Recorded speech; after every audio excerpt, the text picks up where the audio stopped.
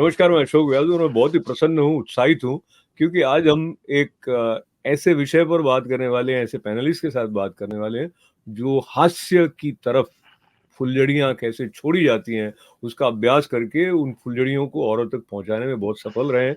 Comic Karma नाम का एक संगठन विकसित हुआ भारत से दूर, लेकिन हिंदी भाषा में हास्य की तरंगें बिखेरने वाले हमारे जो साथी आने वाले हैं, उन तक ले जाने से पहले मैं ये कहूँ कि हास्य ऐसा होता है, अगर कोई किसी की बात सुने तो हास्य पैदा हो जाता है और कोई किसी की बात नहीं सुने तो हास्य पैदा हो जाता है। ये डिपेंड करता है कि आप उसकी उत्पत्ति को कहाँ होते हुए देखते हैं। तो ये लोग कैसे क्या देखते हैं, आइए जानते हैं। नेहा महाजन, विवेक जी और जितिन नौटियाल, तीनों का स्वागत है। कॉमिक कर्मा के हमारे सदस्य हैं। जितिन जी, मैं आपके लिए आपको ऊपर बिठाते हुए तालियां बजा के ये बता दूं कि आपने ये जो विचार किया और फिर सफल 5 या कुछ शोज भी हो चुके हैं, लोगों ने बहुत सराहा है। और मुझे लगता है नेहा जो है वो मुस्कुरा रही हैं, तो लेकिन विवेक अभी तक प्रसन्न नहीं लग रहे हैं। तो आप ये बताइए, विवेक को आप दुखी क्यों करते हैं? यहाँ से हम बात शुरू करेंगे, फिर आगे चलेंगे। नहीं, विवेक जब से मिला है तब से हमने ग्रुप एक्चुअली एक्टिव हुआ है। और ये शुरू वहां से हुआ था जब मेरे दिमाग में आइडिया काफी टाइम से चल रहा था। फिर इंडिया से एक कॉमिक थे जो शो करने आए थे, वहां पे मैं और विवेक मिले, क्योंकि यहाँ पे कॉमेडी के नाम पे हिंदी में कॉमेडी करने वाले लोग हैं नहीं। जी। मैं विवेक से मिला, मैंने कहा यार हम अपना कुछ कर सकते हैं साथ में, शुरू में कुछ सोच रहा हूँ, would you like to join. तब विवेक एरिजोना में था, तो वो यहाँ पे शिफ्ट हुआ था न्यू जर्सी में। मैंने कहा चलो एक हिंदी में कॉमेडी करने वाला मिल गया। तो ऐसे करके थोड़ा कंसेप्शन हुआ और फिर एक्सपीरियंस थोड़ा बहुत था ही। और जब ये इंडिया से जो कॉमिक्स आ रहे थे, जब उनके शोज देखे हमने, जब वहां पे देखा हमने हजारों लोग आ रहे हैं, इतनी सारी टिकट्स बिक रही हैं, तो डिमांड तो है। तो लोग साल में सिर्फ 2 ही बार देख पा रहे हैं, तो लोग बाकी दिन भी हंसना चाहते हैं, साल में 2 ही बार नहीं हंसना चाहते। तो क्यों ना हम उनको कुछ ऐसा दे जो उनके घर के पास में ही हो। क्योंकि जो एक चीज जो हम कॉमेडी की जब बात करते हैं तो इसमें बहुत स्टडी हमें सिर्फ जोक्स पे नहीं करनी पड़ती, हमें लोगों पे भी करनी पड़ती है कि हमारी ऑडियंस क्या है, वो क्या सुनना चाहती है। तो जब इंडिया से कोई कॉमिक आता है तो वो टॉपिक्स जो रेस करता है, फॉर एग्जांपल इंडियन पॉलिटिक्स के, या फिर इंडियन जो देसी हमारी रोजमर्रा जिंदगी है वहां की, जो यहाँ पर पिछले 5-10 साल से रह रहा है, वो उससे रिलेट तो कर सकता है, बट उसको थोड़ा चेंज करना पड़ता है, अपने आप को, अपनी सोच को वापस जाना पड़ता है, राइट। हम जो कर रहे हैं, वो जो 10 साल से यहां पर रह रहे हैं यूएस में, वो जो देसी, वो जो रोजमर्रा जिंदगी में फेस कर रहे हैं, हम वो चीज प्रेजेंट करते हैं, तो वो जो उनकी लाइफ में होता है, फर्स्ट हैंड एक्सपीरियंस, और हिंदी में करते हैं। बहुत ही बढ़िया। मैं इतना प्रसन्न हो गया आपकी ये बात सुन के, क्योंकि कई बार कुछ ऐसे सिचुएशनल जोक्स हैं जो कि आप अमेरिका के जीवन को जानते हुए ही आपके लिए उनका अर्थ बनता है। बिल्कुल, भारत में आप शायद उन पर उतना नहीं हंसे, लेकिन ये एक बड़े साहस की बात होती है। और नेहा जी तक जाने से पहले, जैसे कहते हैं लेडीज लास्ट, वो तो हमेशा से कहते आए हैं, तो हम वैसे ही रखने वाले हैं। तो विवेक, ये जो जितिन बता रहे थे, मैंने भी यूट्यूब पर देखा है कि भारत में भी इतने बड़े बड़े शो होने लगे हैं, जैसे कोई मेगा स्टार्स के कार्यक्रम हो, ये जो स्टैंड अप कॉमेडियंस इकट्ठा होते हैं लोग। इसके बारे में हमारी जो पीढ़ी, मैं अब अपनी एज को छुपा नहीं रहा हूँ, तो हमारी पीढ़ी के लिए एकदम नई सी बात है। अधिकतर, हालांकि कुछ अधेड़ उम्र के या बुजुर्ग लोग कॉमेडी में, but it is more of a youth oriented genre जो डेवलप हो रहा है। मतलब of course there would be many exception, लेकिन मोटा मोटी विवेक, आप अगर, हम लोग हमारी बातचीत में हास्य की तरफ जाएंगे, लेकिन गंभीरता से आप बताएं कि इस सीन के बारे में आप कब परिचित हुए, where we are in terms of the reach. And I think जैसे जितिन बता रहे थे, बड़े बड़े शोज होते हैं और उनको बड़े स्टार्स की तरह रखा जाता है। मैं नाम नहीं ले रहा हूँ, लेकिन इंडिया के कुछ कॉमेडियंस हैं, दे आर लाइक सुपर एकदम, है ना। तो मुझे खुशी है आपको ये उभरते हुए हमारे हास्य के सितारे मेरे साथ हैं, तो जगमग कर रहा है हमारा फ्रेम। हाँ विवेक जी। मैं 2016-17 में इंडिया में था जब स्टैंड अप कॉमेडी एक तरीके से मेरे को लगा कि अब मैं कर रहा हूँ। तो उस टाइम के काफ़ी स्टार्स हैं। उस समय कुछ एक ओपन माइक एक तरीका होता है जिसमें आप अपने जोक डेवलप करते हैं और फिर धीरे धीरे आप सेट बोलते हैं कॉमेडी के एक पर्टिकुलर स्टोरी को, फिर आप एक 5 मिनट का सेट रेडी करते हैं, 10 मिनट, ऐसे आप 1 घंटे का मटेरियल तैयार करते हैं। जब आप 1 घंटे का मटेरियल तैयार कर लेते हैं तो फिर आप कोशिश करते हैं कि एक अपना यूट्यूब पे वीडियो डालें और उसके बेसिस पे आपको लोग देखने आए। तो इंडिया में काफी सारे अभी स्टूडियोज हैं जो केवल कॉमेडी सेल करते हैं, जो केवल कॉमेडी स्टूडियोज हैं, जहाँ पे लोग उन स्टार्स को देखने आते हैं जिनके वो वीडियो देख लेते हैं। धीरे धीरे करके इस समय इंडिया में ऐसा हो चुका है कि कुछ कुछ स्टार्स एक्चुअली एक बारी में 5,000 लोगों की टिकटें सेल कर पाते हैं, लाइक अ म्यूजिक कॉन्सर्ट, जो कि अब यहाँ पे भी होने लग गया है। और ये मैं हिंदी कॉमेडी की बात कर रहा हूँ, ऐसा हिंदी कॉमेडी के साथ हो रहा है। तो इसका कारण ये है कि जैसे एक गाना लिखना बहुत मुश्किल होता है, एक बारी गाना आपने लिख दिया तो वो बहुत बार बजता है। सिमिलरली स्टैंड अप कॉमेडी में आप इसको एक राइटर से रिलेट कर सकते हैं जो अपनी एक बुक लिखता है। आप शायद अपनी एक बुक एक ही बार पढ़ेंगे किसी राइटर की, दूसरी बार नहीं पढ़ेंगे, गाना आप बार बार सुन सकते हैं। स्टैंड अप कॉमेडी में भी एक बार ही अगर मैंने 1 घंटे का मटेरियल लिख दिया और मैंने शो करना शुरू किया, तो मैं उस शो को लेके पूरे इंडिया घूमूंगा, यूएस घूमूंगा, न्यूजीलैंड घूमूंगा, बाहर घूमूंगा, लेकिन मेरी ऑडियंस रिपीट नहीं हो सकती। जैसे आप एक किताब को शायद 1 से ज्यादा बार नहीं पढ़ सकते। तो स्टैंड अप कॉमेडी में टाइम लगता है और एक बार ही कोई वो मेहनत कर लेता है, कोई भी आर्टिस्ट हो, मैं हूँ, जितिन हो, नेहा हो या कोई बड़ा आर्टिस्ट हो, एक बार ही हम वो मेहनत कर लेते हैं, अपना 1 घंटे का मटेरियल, 90 मिनट का मटेरियल रेडी कर लेते हैं, उसको टाइट कर लेते हैं। टाइट इन द सेंस कि आप कोई ऊ नहीं बोल रहे, आपको अपने जोक याद हैं, आप जिस तरीके से बात कर रहे हैं, फिर आप वो चीज लेके ट्रैवल करते हैं और लोग पसंद करते हैं। आज की दुनिया में जब लोग 1 सेकंड में किसी की रील को ऐसे 30 सेकंड में चेंज कर देते हैं, उसकी जगह अगर कोई 1.5 घंटे बोल पाता है और लोग उसको सुन पाता है, तो डेफिनेटली वो डिजर्व करता है एक बहुत मेगा स्टार बनना। और ऐसा होता है आज की डेट में। बस एक मेहनत है जो इनिशियली 3-4 साल, किसी को 4 साल लगते हैं, कोई 1 साल में भी पूरा 90 मिनट लिख पाता है और उसको प्रेजेंट कर पाता है। तो वहां से ये सारी कहानी शुरू होती है।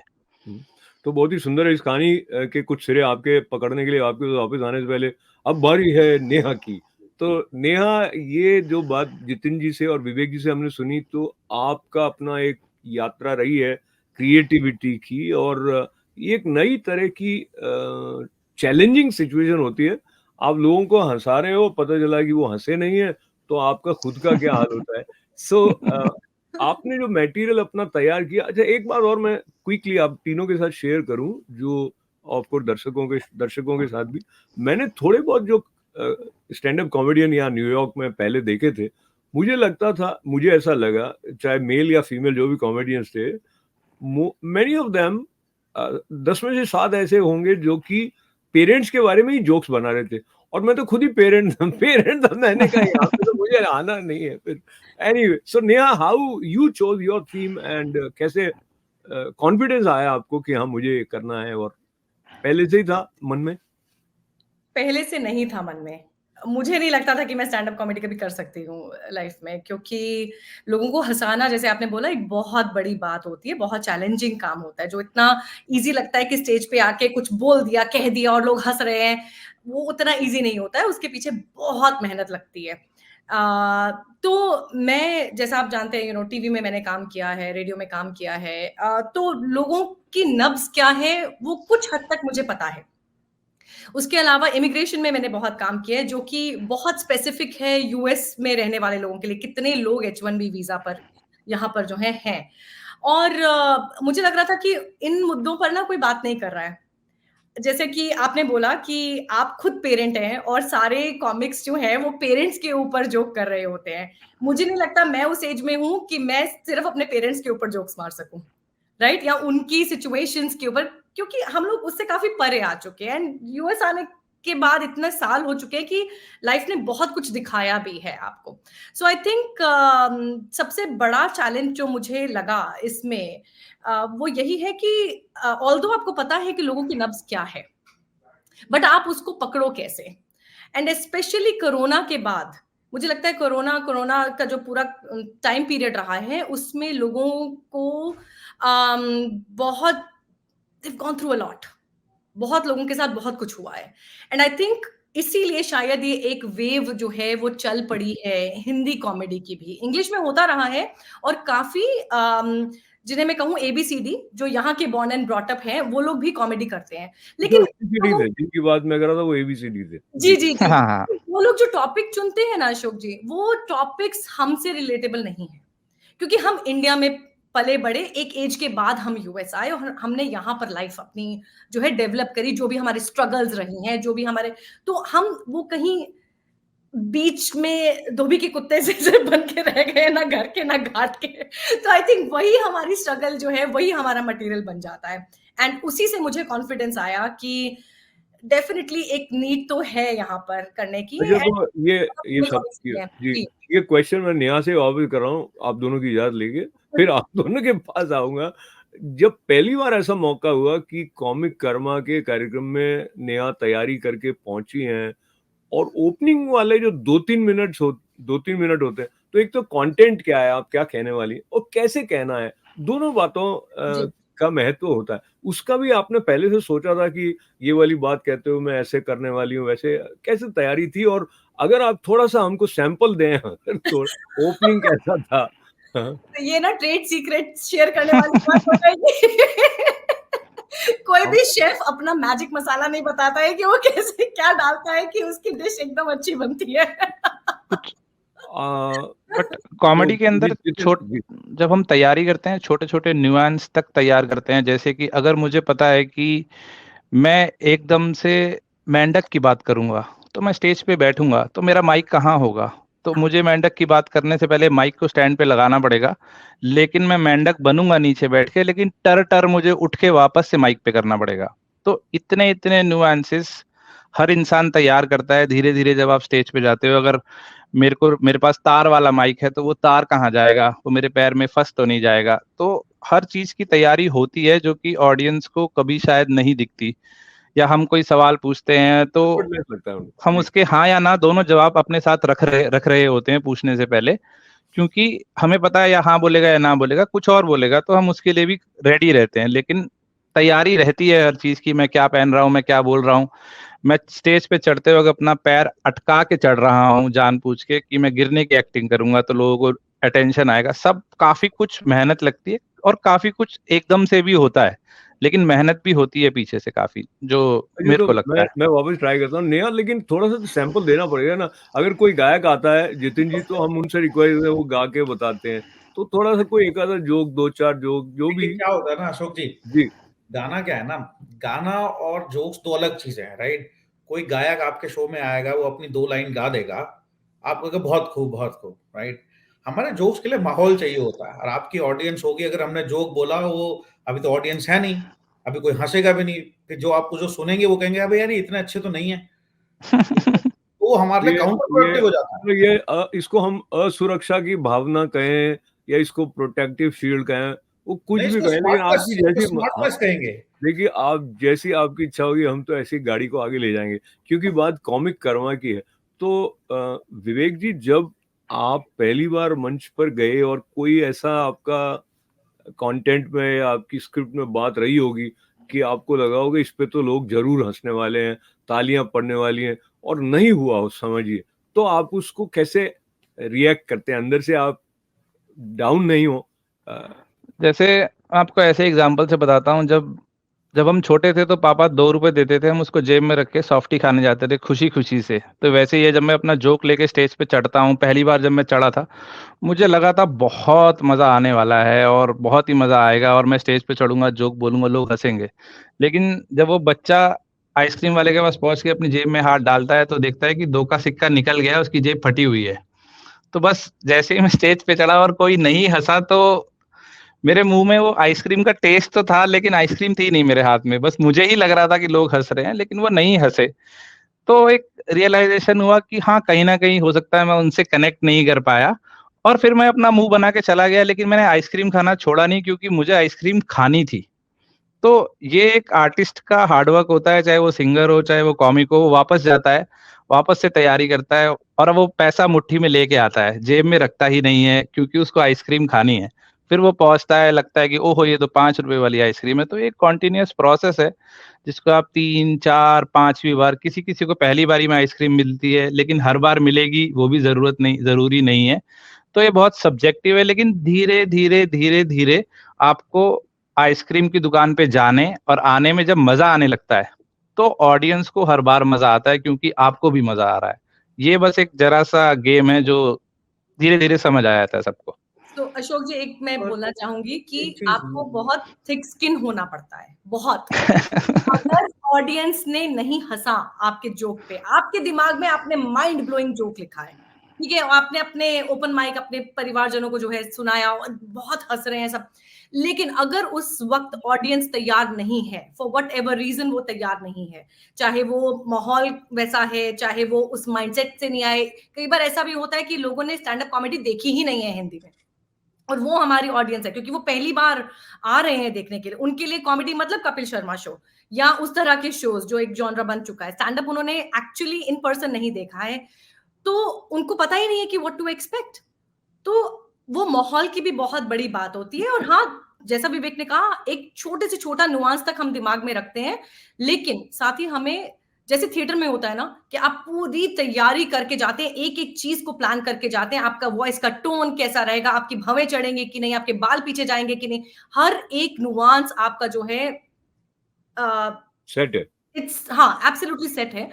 लेकिन क्या वो लैंड करेगा, वो जो है वो जुआ हम खेल ही रहे होते हैं।